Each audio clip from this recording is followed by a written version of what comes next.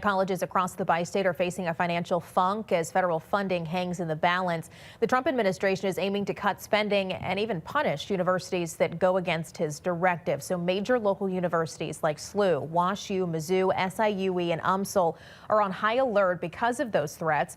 First Alert 4's Cameron Bopp is here following the preemptive cuts. Yeah, leaders at the University of Missouri St. Louis tell me they're carefully monitoring potential changes in federal funding, and so far there have been no changes that impact operations.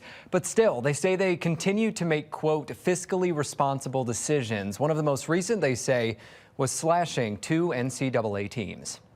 Running in St. Louis is huge. Brett Lynch runs the 5K on UMSL's track and field team. Currently trying to get back into running. He now faces an uncertain finish line, sidelined by injury, now sidelined for good. It's a huge sport in general, and for UMSL to take it away, it's a huge mistake. Last week, the university announced plans to pull the plug on men's and women's track and field, citing a shortage of facilities and budget considerations. They had told all of us that they were making the cuts, that they weren't going to support us anymore. I'm here to run. That's why I'm at UMSL. For junior Ella Tynan, the decision feels like a broken promise. I would not be here if I was not running. The UMSL runners started a GoFundMe, gaining more than 2,000 signatures, hoping to convince university leaders to reverse course. The cut following a trend after Lindenwood University eliminated 10 athletic programs last year, and as other area universities grapple with budget and funding concerns. In Edwardsville, SIUE is aiming to slash staff and academic programs to combat a more than $10 million deficit. In Columbia, Mizzou's leaders say they're conducting a focused review of operations as federal funding fallout trickles down from Washington.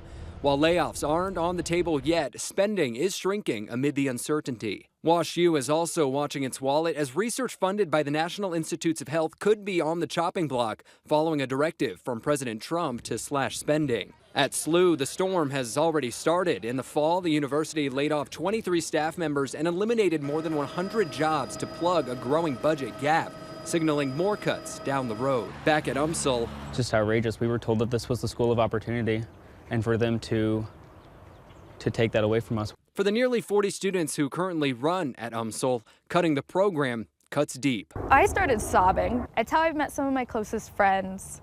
It's how I ended up at this school. There's so many amazing opportunities I've had that I wouldn't have had if I wasn't a runner.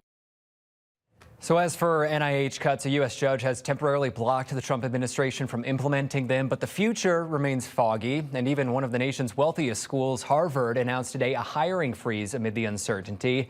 As for UMSL track, the university says it was a difficult decision, but it has no plans to bring the program back, and further cuts to sports programming are not off the table. In the studio, Cameron Bopp, First Alert 4. All right, Cameron, thank you. Drone